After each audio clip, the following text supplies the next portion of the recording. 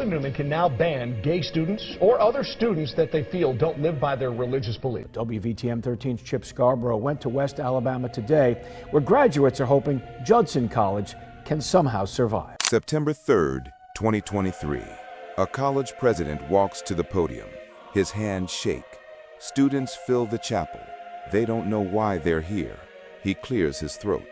After 76 years, Mid-Atlantic Christian University is closing, permanently. Silence, then sobbing. But here's what haunts me about this moment.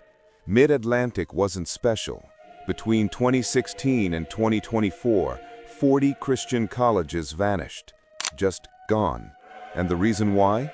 It reveals something dark about what's really happening inside American Christianity. That chapel at Mid-Atlantic, it once held 400 voices singing hymns every Wednesday. By 2023, maybe 150 students showed up. The dormitories built in the 1980s sat half empty, converted to storage. This is the pattern. Judson College in Alabama operated for 182 years. Founded in 1838, survived the Civil War, the Great Depression, 2 World Wars. In 2010, they had 385 students. By 2020, just 157. The college closed in 2021. McMurray College in Illinois, established 1846, gone by 2020. Virginia Intermount College, closed 2014. Tennessee Temple University, closed 2015. In 2010, America had roughly 900 Christian colleges. By 2024, nearly 100 had disappeared. But here's the number that should terrify church leaders. Of the colleges still operating, over 60% have less than 1 year of cash reserves. One bad enrollment cycle, one unexpected crisis, they're finished. Mount Ida College in Massachusetts learned this the brutal way. Founded 1899. In 2018, they announced closure with 3 weeks' notice. 3 weeks. Students arrived for spring semester exams and discovered they no longer had a college. The 74-acre campus that housed students for 119 years sold for $76 million. Just like that. A century of history became a real estate deal. But the numbers hide something worse. These colleges aren't losing students to Harvard or Stanford. They're losing them to nowhere. Students from Christian homes, kids who attended youth group every Wednesday, who were raised singing the same hymns their parents sang, they're choosing not to go to college at all. Or they're running from Christian schools like they're escaping something. And the students who do attend? Nearly 64% either leave their faith or seriously question it during college. Read that again. Almost 2/3 of students at explicitly Christian colleges, places designed to strengthen faith, lose it instead. The institutions built to be spiritual fortresses became demolition sites. Why? The first crack appeared in the ledger books, but money was just the beginning. The average Christian college costs $48,000 per year. 4 years? That's $192,000. Compare that to state universities at $22,000 per year. The difference? Over $100,000. That's a house down payment. That's retirement savings. That's not drowning your child in debt for decades. Christian colleges knew this. Their pitch went like this. Yes, we cost more, but we offer something public schools can't. Faith-integrated education, a community of believers, professors who pray with students, chapel services, Bible studies. We'll protect your kids from secular influences. They were selling a Christian bubble. The problem? The bubble was suffocating. Take a typical Christian family. Mom and dad are devout. They want their daughter educated in a Christian environment. But $48,000 per year? They'd need to take out massive loans or drain their retirement. For what? A degree that costs twice as much as the state school 30 minutes away? The math didn't work. Even families who could afford it started asking questions. During COVID, when colleges went online in 2020, students paid full tuition for Zoom classes. Parents watched their kids sit in their childhood bedrooms, staring at screens, paying $50,000 for what looked like YouTube videos. Enrollment collapsed. From fall 2020 to fall 2021, Christian colleges saw average enrollment drops of 11%. Some lost over 20% of their student body in 1 year. Public universities, they dropped just 3%. Those students never came back. The class of 2024 at many Christian colleges was 30% smaller than the class of 2020.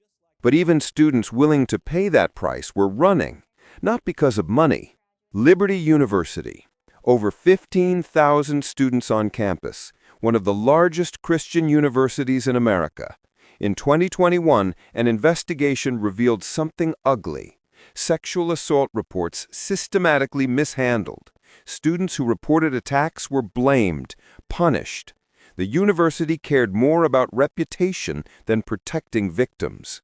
The same institution preaching biblical values operated with cold indifference.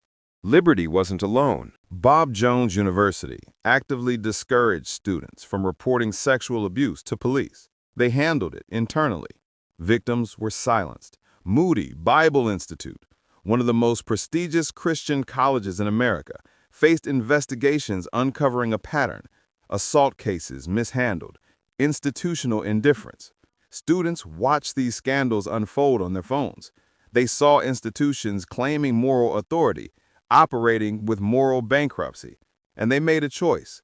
If this is Christian higher education, I want no part of it. But the scandals revealed something deeper, a pattern of control and protection. Protect the institution, control the narrative, silence the victims. Students weren't stupid. They recognized hypocrisy when they saw it. A former student at one of these colleges said it plainly. They taught us about integrity in chapel. Then we watched them lie to protect themselves. Why would I trust anything they taught us? The scandals broke trust, but they also exposed what these colleges really prioritized. And it wasn't students. It wasn't faith. It wasn't truth. It was survival. Institutional survival at any cost. Students could forgive scandals. Humans fail. Institutions mess up. But what students couldn't forgive, what drove them away in massive numbers? The rules, the control, the suffocation. Many Christian colleges operate under strict behavioral codes. No drinking, no dancing, no certain movies or music. At some schools, students can't be alone with the opposite sex. Dating requires chaperones. Curfews enforced like prison lockdowns. Some colleges ban students from attending LGBTQ events, even off campus. Others require signed statements affirming traditional views on marriage. Now, picture this. You're 18, raised Christian, but you grew up with the internet, social media, diverse friend groups. You arrive at college expecting growth and challenge. Instead, you're told what you can watch, who you can date, what you can question. You're paying $50,000 a year for less freedom than you had at home. Students left, not just physically, emotionally, spiritually. A 2019 survey found 43% of students who left Christian colleges early cited restrictive culture as the main reason. They didn't lose their faith. They felt treated like children. But here's where it gets impossible for these colleges. Younger Christians think differently than their parents. Among evangelicals aged 18 to 29, 56% support same-sex marriage. Among evangelicals over 50, just 29%. That's a massive gap. On racial justice, immigration, climate change, younger evangelicals lean progressive. Christian colleges got trapped. Maintain traditional stances, lose students. Liberalize, lose denominational support and donor money. Seattle Pacific University learned this hard way. In 2021, students demanded the university change its hiring policy. The policy prohibited employing people in same-sex relationships. The board refused, citing church doctrine. Students responded with sit-ins, national media attention, protests. Applications plummeted. By 2023, enrollment dropped 22%. The university faced a multi-million-dollar budget hole. Calvin University in Michigan faced similar pressure. When two faculty members publicly supported LGBTQ relationships, the denomination declared Calvin out of step with church teaching.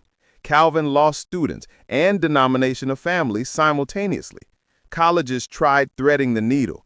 Carefully worded statements that satisfied no one. Students saw cowardice. Donors saw compromise. Both withdrew support. The colleges in the middle, moderately religious, moderately strict, bled from both sides. But there's something darker than culture wars driving students away. Something that strikes at the heart of faith itself. Here's the statistic that should haunt every Christian parent. 64% of students from evangelical homes who attend Christian colleges either leave their faith or significantly question it during or after college. The institutions designed to strengthen faith were destroying it. How? Christian colleges, especially rigorous ones, teach students about biblical criticism, historical context, theological diversity. Students who arrive with simple, literalist faith encounter professors teaching the documentary hypothesis, the historical critical method, complex authorship of biblical texts. They learn the Bible they believed was directly dictated by God was actually written over centuries by multiple authors with different theological agendas. For some students, this deepens faith. For others, it's devastating. A former student at Wheaton College, one of the most prestigious evangelical schools, described it like this: "I came with unshakable faith. I left agnostic. Not because professors were liberal, because they taught me to think critically about the Bible." I couldn't stop. I realized my entire worldview was built on assumptions I'd never questioned. Wheaton gave me tools to deconstruct my faith, but not to reconstruct it. Students felt lied to. If their pastors were wrong about this, what else was wrong? Christian colleges failed to prepare students for cognitive dissonance, so students left feeling betrayed instead of enlightened. The irony cuts deep. Education destroyed simple faith. But two colleges figured out how to survive. Grove City in Pennsylvania, Hillsdale in Michigan. They're thriving while others close. Their secret? They stopped being explicitly Christian colleges. Grove City markets itself as a conservative intellectual alternative to liberal universities, not a religious college. A culture war institution. It attracts conservative families, Christian or not, who want traditional values. Hillsdale de-emphasizes religious identity, focuses on classical education and conservative philosophy. Ask about Christian identity, you get careful answers about Judeo-Christian values and Western civilization, not evangelical doctrine. The colleges that survived abandoned explicit Christian missions. The ones holding firm to religious identity, the Bob Jones, the Moody's, the small denominational schools, they're closing or barely surviving. The market spoke. Even Christian families don't want explicitly Christian colleges. They want affordable education, career preparation, maybe a good church nearby, but not the Christian college package. By 2030, experts predict 50 more will vanish. The question isn't whether Christian colleges survive. It's whether the Christianity that built them survives. Because when those chapels go silent, when those buildings empty, something bigger dies. The next generation isn't coming back. They're building something their parents won't recognize. Something that doesn't need institutions. Something that doesn't need